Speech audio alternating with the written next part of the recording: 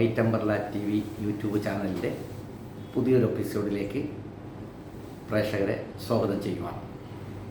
Cinema സംബന്ധമായ ഒത്തിരി വിഷയങ്ങളുമായി ഞാൻ ഈ ചാനലിൽ ഒത്തിരി എപ്പിസോഡുകൾ അവതരിപ്പിച്ചിട്ടുണ്ട്. ഇന്ന് ഞാൻ നിങ്ങളോടൊപ്പം സംസാരിക്കാൻ ഉദ്ദേശിക്കുന്നൊരു വിഷയം, കഴിഞ്ഞ 5-6 മാസക്കാലമായി മലയാള സിനിമയിൽ ഒന്നിച്ച് പ്രവർത്തിച്ച് മുമ്പോട്ട് പോകേണ്ട ഒത്തിരി സംഘാടകരും പ്രവർത്തകരുമൊക്കെ തമ്മിൽ ഘോരഘോരം ചാനൽ യുദ്ധവും സോഷ്യൽ മീഡിയ യുദ്ധവുമൊക്കെ കേസും കോടതിയുമൊക്കെയായി മുമ്പോട്ട് പോയിക്കൊണ്ടിരിക്കുന്ന ഈ സാഹചര്യത്തിൽ ഞാനിപ്പം പറയാൻ പോകുന്നൊരു എപ്പിസോഡ് നമ്മുടെ മലയാള സിനിമയിലെ ഇപ്പോൾ ചർച്ചാ വിഷയമായി നിൽക്കുന്ന സാന്ദ്ര തോമസ് എന്ന ഇപ്പോഴത്തെ ഒരു നിർമ്മാതാവുണ്ട്. കഴിഞ്ഞൊരു 10-15 വർഷക്കാലമായി ഏകദേശം 15ഓളം സിനിമകൾ സ്വന്തമായി നിർമ്മിച്ച് അതിൽ പോലെ ഒത്തിരി സിനിമകളിൽ അഭിനയിക്കുകയും കുട്ടിക്കാലം മുതൽ തന്നെ ബാല്യനടിയായി സിനിമയിൽ വരികയൊക്കെ ചെയ്ത ഒരു സഹോദരി എന്ന് തന്നെ വേണമെങ്കിൽ നമുക്ക് പറയാം. അപ്പോൾ അവരൊത്തിരി പ്രശ്നങ്ങൾ മലയാള സിനിമയിൽ എല്ലാ പ്രസ്ഥാനങ്ങളുമായും സംഘടനകളുമായും ഒക്കെ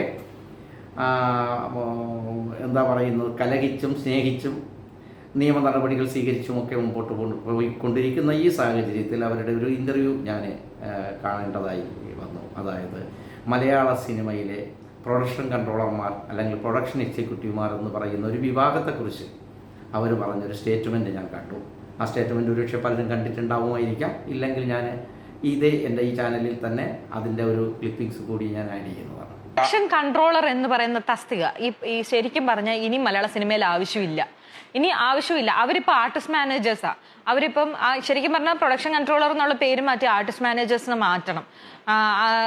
ബിക്കോസ് അവർ പ്രൊഡക്ഷൻ കൺട്രോളിങ് അല്ല ചെയ്യുന്നത്. അവർക്ക് അതിനെപ്പറ്റി ഒരു അറിവും ഇല്ല താനും. അത് ഇനിയിപ്പോൾ ഉള്ള പ്രൊഡക്ഷൻ കൺട്രോളേഴ്സ് എല്ലാവരും കൂടെ എന്നെ പഞ്ഞിക്കിടാൻ വരുമെങ്കിൽ പോലും ഞാൻ പറയുന്നത് യാഥാർത്ഥ്യമാണ്. അല്ല, പണ്ട് അങ്ങനെ ആയിരുന്നു. ഒരു പ്രൊഡ്യൂസർ പടം ചെയ്യാൻ വരുമ്പോൾ ആ പ്രൊഡ്യൂസർ ഒരാളെ പോസ്റ്റ് ചെയ്യണം. പ്രൊഡ്യൂസർ നേരിട്ട് നിന്നിട്ടാണ് കാര്യങ്ങളെല്ലാം ചെയ്യുന്നത്. ആരെന്ത് ചെയ്യണം, എങ്ങനെ വേണം, ആർക്ക് കാശ് കൊടുക്കണം എന്നുള്ള പ്രൊഡ്യൂസറാണ് കൊടുക്കുന്നത്. ഇത് പ്രൊഡക്ഷൻ കൺട്രോളറാണ് എല്ലാം തീരുമാനിച്ചിട്ട് ഈ പ്രൊഡ്യൂസർ പൈസ ഇറക്കിക്കൊണ്ടിരിക്കണം, എങ്ങനെ പോകണം, അത് ഏത് വഴിക്കാണ് പോകേണ്ടത് എന്തിനാ പ്രൊഡക്ഷൻ കൺട്രോളർ തീരുമാനിക്കുന്നത്. അത് ആവശ്യമില്ലാത്തൊരു കാര്യം തന്നെയല്ലേ? അത് തീർച്ചയായിട്ടും ആവശ്യമില്ലാത്ത കാര്യമാണ്. ഇപ്പൊ ഈ പ്രൊഡക്ഷൻ കൺട്രോളർ വന്ന് ഈ ഇത് ചെയ്യുന്ന സമയത്ത് എല്ലാത്തിനകത്തും എല്ലാത്തിലും കട്ടാണ്. ഇപ്പം എന്റെ പടം ചെയ്ത പല പ്രൊഡക്ഷൻ കൺട്രോളേഴ്സ് ഒക്കെ പിന്നീട് ഫ്ലാറ്റും വീടും കാറും ഒക്കെ മേടിച്ച് വൻ പൈസക്കാരായിട്ടുണ്ട്. നമുക്ക് എന്താ പറയാ, കട്ടാണ്. നമുക്ക് എത്രയൊക്കെ നമുക്ക് ഇവരോട് പറയാൻ പറ്റും, ചേട്ടാ ഞാൻ പലപ്പോഴും ഞാൻ പറയുള്ളൂ, ചേട്ടാ കട്ടെടുത്തോ, പക്ഷെ എനിക്ക് മനസ്സിലാവാത്ത രീതിയിൽ എടുക്കുക. അപ്പോൾ സാന്ദ്ര തോമസ് ഒരു കാര്യം ഓർമ്മിക്കുക, മലയാള സിനിമയിൽ പ്രൊഡക്ഷൻ കൺട്രോളർമാർ എന്ന് പറയുന്ന സാന്ദ്ര തോമസ് കണ്ടവർ മാത്രമല്ല. സാന്ദ്രയുടെ സ്റ്റേറ്റ്മെൻറ്റ് എന്ന് പറയുന്നത് ആ വിഭാഗമേ മലയാള സിനിമയിൽ ആവശ്യമില്ല എന്ന് അവരും ഒത്തിരി നിർമ്മാതാക്കളും ആവശ്യപ്പെട്ടുകൊണ്ടിരിക്കുന്ന ഒരു കാര്യമാണ് എന്ന് പറയുന്നതാണ്. അത് തെറ്റാണ്. കാരണം മലയാള സിനിമയുടെ പുറകോട്ട് ചരിത്രം നമ്മൾ നോക്കണം. ഇവിടെ ശോഭന പരമേശ്വരൻ നായർ എന്ന വ്യക്തിയുണ്ട്.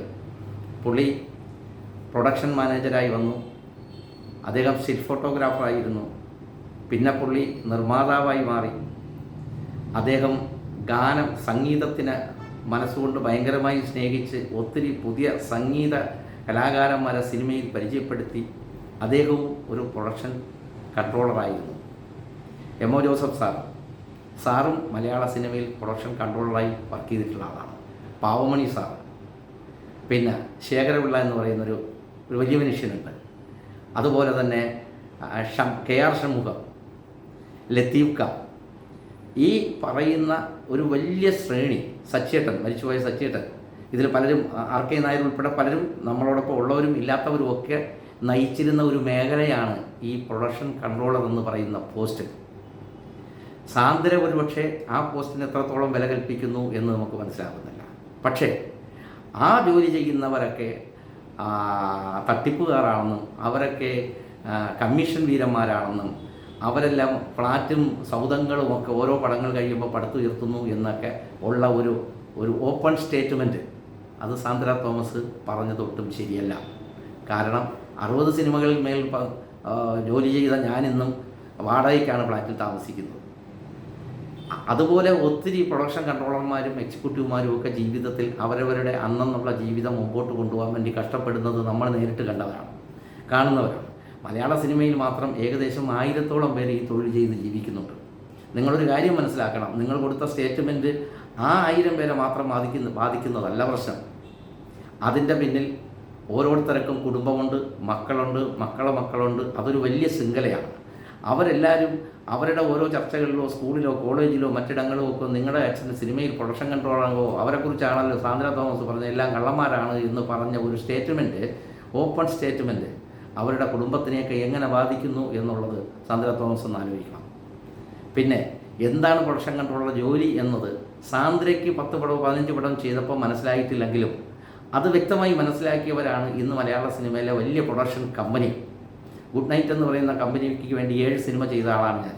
രേവതി കലാമന്ദർ സുരേഷ് കുമാർ, മേനക സുരേഷ് കുമാറിൻ്റെ കമ്പനിക്ക് വേണ്ടി 8 പടം ചെയ്ത ആളാണ് ഞാൻ. KP കൊട്ടാരക്കര സാറിൻ്റെ കമ്പനിയിലായിരുന്നു എൻ്റെ തുടക്കം.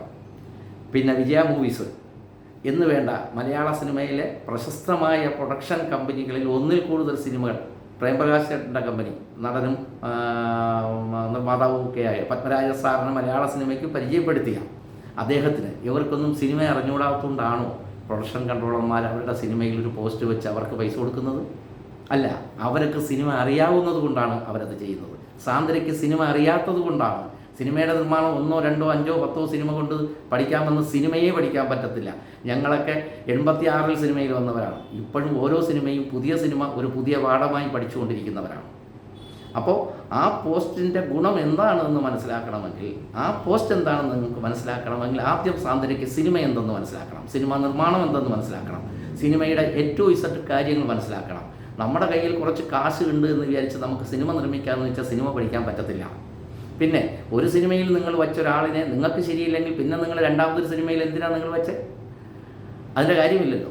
അപ്പോൾ അവിടെ അവരുടെ മാത്രമല്ല കുഴപ്പം, പൈസ മുടക്കുന്ന നിങ്ങളുടെയും സാന്ദ്രയ്ക്കും ഉണ്ട് അതിനകത്ത് പാകപ്പിഴ. അത് മനസ്സിലാക്കി സാന്ദ്ര വർക്ക് ചെയ്യാതെ ഒരു സിനിമയിലെ ഒരു വിഭാഗത്തിനെ മൊത്തം അടച്ചാക്ഷേപിച്ചുകൊണ്ട് നിങ്ങൾ ഈ സ്റ്റേറ്റ്മെൻറ്റ് സോഷ്യൽ മീഡിയയിൽ കൊടുത്തിരിക്കുന്നത് വളരെ തെറ്റായൊരു പ്രവണതയാണ്. ഇതിനെതിരെ പ്രതികരിക്കേണ്ടത് ഇപ്പം ആ യൂണിയനുമായി ബന്ധപ്പെട്ട ആൾക്കാരാണ് പ്രതികരിക്കേണ്ടത്. പക്ഷെ അതവരാരും ഇതുവരെ പ്രതികരിച്ച് കണ്ടില്ല. പക്ഷെ ഞാൻ വർഷങ്ങളായി ഈ തൊഴിൽ ചെയ്ത് ജീവിച്ചുകൊണ്ടിരിക്കുന്ന ഒരു വ്യക്തി എന്ന നിലയിൽ എനിക്കത് മറുപടി പറയാതിരിക്കാൻ പറ്റില്ല. അവരുടെ പോസ്റ്റിൻ്റെ അടിയിൽ തന്നെ ഞാൻ എൻ്റെ കമൻസ് ഞാൻ രേഖപ്പെടുത്തിയിട്ടുണ്ട്. അപ്പോൾ ഞാൻ പറയുന്നത്, ദയവ് ചെയ്ത് സാന്ദ്ര മനസ്സിൽ എന്താണോ ഉദ്ദേശിച്ചത് പുറത്ത് പറഞ്ഞത് രണ്ടും രണ്ടാണ് എങ്കിൽ ആ പറഞ്ഞ കാര്യത്തിൽ നിങ്ങളുടെ ഭാഗത്ത് നിങ്ങളിൽ കൂടി വർക്ക് ചെയ്തവരില്ല, നിങ്ങളുടെ അനുഭവം നിങ്ങൾ പറയുക. മലയാള സിനിമയിലെ മൊത്തം പ്രൊഡക്ഷൻ കൺട്രോളർമാരോ പ്രൊഡക്ഷൻ എക്സിക്യൂട്ടീവുമാരോ ഈ വിഭാഗത്തിൽപ്പെടുന്നവരാണ് എന്ന് നിങ്ങൾ പറയുന്നത് വളരെ മോശമായൊരു പ്രവണതയാണ്. നിങ്ങൾക്ക് അങ്ങനെ അഭിപ്രായമുണ്ടെങ്കിൽ നിങ്ങളിൽ വർക്ക് ചെയ്ത ആൾക്കാരെ നിങ്ങൾ ചൂണ്ടിക്കാട്ടിക്കൊണ്ട് പറയൂ, ഇന്നയാളെ ഞങ്ങളെ പറ്റിച്ചു, ഇന്നയാളെ എന്നെ പറ്റിച്ചു, ഇന്നയാളെ എന്നെ വെട്ടിച്ചു എന്ന് പറഞ്ഞാൽ അതിനൊരു കൃത്യതയുണ്ട്. അല്ലാതെ ഇങ്ങനൊരു പോസ്റ്റേ മലയാള സിനിമയിൽ വേണ്ട എന്നൊക്കെ സ്റ്റേറ്റ്മെൻറ്റ് കൊടുക്കാൻ അത്രയ്ക്കൊന്നും സാന്ദ്ര തോമസ് മലയാള സിനിമയിലൊന്നും ആയിട്ടില്ല. 10 അല്ല 15 അല്ല 25 അല്ല 50 സിനിമ കഴിഞ്ഞാലും സിനിമ പഠിച്ചുകൊണ്ടിരിക്കുന്നവരാണ് ഇന്നത്തെ പ്രൊഡ്യൂസേഴ്സ്. ഞാൻ ചോദിച്ചോട്ടെ, ഞങ്ങളുടെ അതേ മേഖലയിൽ നിന്ന് വന്നതാണ് രഞ്ജിത്ത്, ആൻഡോ, പ്രൊഡ്യൂസർ കല്ലൂർ ശശി, അപ്പി രാധാകൃഷ്ണൻ, ഗിരീഷ് വൈക്കം, ഇവരൊക്കെ പ്രൊഡ്യൂസർമാരായവരാണ്. ഇവരെല്ലാം സിനിമ പ്രൊഡ്യൂസേഴ്സ് ആകുമ്പോൾ എന്തിനാണോ പ്രൊഡക്ഷൻ കൺട്രോളർ വയ്ക്കുന്നത്? ഒരു പ്രൊഡ്യൂസറോടൊപ്പം ചേർന്ന് നിന്നൊരു പ്രൊഡക്ഷൻ കൺട്രോളർ എങ്ങനെയായിരുന്നു എന്ന് അവരെല്ലാം ഇൻഡസ്ട്രിയിൽ തെളിയിച്ചു പോയവരായതുകൊണ്ടാണ് അവർ ആ പോസ്റ്റിലേക്കുള്ള ആളിനെ അവർ വെക്കുന്നത്. അല്ലാതെ അവർക്ക് സിനിമ അറിയാൻ പറ്റാത്തതുകൊണ്ടല്ലോ. അപ്പോൾ സാന്ദ്ര പറയുന്നത്, പ്രൊഡ്യൂസേഴ്സ് പറയുന്നു ഇങ്ങനെ ഒരു പോസ്റ്റ് സിനിമയ്ക്ക് ആവശ്യമില്ല എന്നാണ്. അത് തെറ്റാണ്. അത് സാന്ദ്ര തോമസ് കണ്ട സിനിമ അതാണെന്ന് മാത്രമാണ് എനിക്ക് പറയാനുള്ളത്. ഈ വിഭാഗത്തിൽ ജോലി ചെയ്ത് ജീവിക്കുന്നവർക്ക് സിനിമ അറിയാം, അവർക്ക് സിനിമയുടെ ഉള്ളറിയാം, അതിൻ്റെ പൾസ് അറിയാം.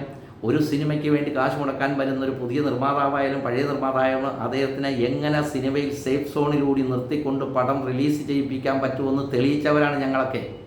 അതുകൊണ്ടാണല്ലോ ആൻഡോ ഇന്ന് സിനിമ പ്രൊഡ്യൂസറായി നിൽക്കുന്നത്, രഞ്ജിത്ത് ഇന്ന് സിനിമ പ്രൊഡ്യൂസറായി നിൽക്കുന്നത്, അപ്പി രാധാകൃഷ്ണൻ പ്രൊഡ്യൂസറായി നിൽക്കുന്നത്, കല്ലൂർ ശശിയണ്ണൻ പ്രൊഡ്യൂസറായി നിൽക്കുന്നത്, എത്രയോ സിനിമ പ്രൊഡക്ഷൻ കൺട്രോളർമാർ പ്രൊഡ്യൂസറായി നിൽക്കുന്നു. അവരെല്ലാവരും ചെയ്യുമ്പോഴും തൊട്ടു താഴെയോ അവരോടൊപ്പമോ സമകാലികരോ ആയിരുന്ന പ്രൊഡക്ഷൻ എക്സിക്യൂട്ടീവിനെയും കൺട്രോളർമാരെയും അവർ വെക്കുന്നു. അവർ തമ്മിൽ നല്ല ട്യൂണിങ്ങിലാണ്. പടം കഴിഞ്ഞതിന് ശേഷം അവർക്കെതിരെ ഒരു സ്റ്റേറ്റ്മെൻറ്റും ആരും കൊടുക്കുന്നത് ഇല്ല എന്ന് പറയാൻ പറ്റില്ല. ഏതൊക്കെയോ ചില കാര്യങ്ങളിൽ ഉണ്ടായി എന്ന് വരാം, ഇല്ല എന്ന് പറയുന്നില്ല. പിന്നെ സിനിമയ്ക്കകത്ത് തട്ടിക്കാനും വെട്ടിക്കാനും പ്രൊഡക്ഷൻ കൺട്രോളർ തന്നെ ആവണമെന്ന് നിർബന്ധമൊന്നുമില്ല. അത് സാന്ദ്രയ്ക്ക് അറിയില്ലെങ്കിൽ ഞാൻ പറഞ്ഞു തരാം. എത്രയോ സംവിധായകന്മാർ കോൺട്രാക്ട് എടുത്ത് സിനിമ ചെയ്ത് തട്ടിപ്പും വെട്ടിപ്പും നടത്തുമെന്ന് പറഞ്ഞ് അസോസിയേഷനിൽ കേസ് വന്നിട്ടുണ്ട്, പോലീസ് കേസായിട്ടുണ്ട്. എത്രയോ എഴുത്തുകാർ പറഞ്ഞതിനേക്കാൾ കൂടുതൽ കാശ് വാങ്ങിച്ചു, അത് ചെയ്തു ഇതെന്ന് പറഞ്ഞ് എത്രയോ തർക്കങ്ങൾ വന്നിട്ടുണ്ട്. ആർട്ടിസ്റ്റുകളുടെ പേര് തർക്കങ്ങൾ വന്നിട്ടില്ലയോ? എല്ലാ മേഖലയിലും വന്നിട്ടുണ്ട്. അത് പ്രൊഡക്ഷൻ കൺട്രോളർ എന്ന് പറയുന്ന ഒരു പോസ്റ്റിൽ മാത്രമല്ല.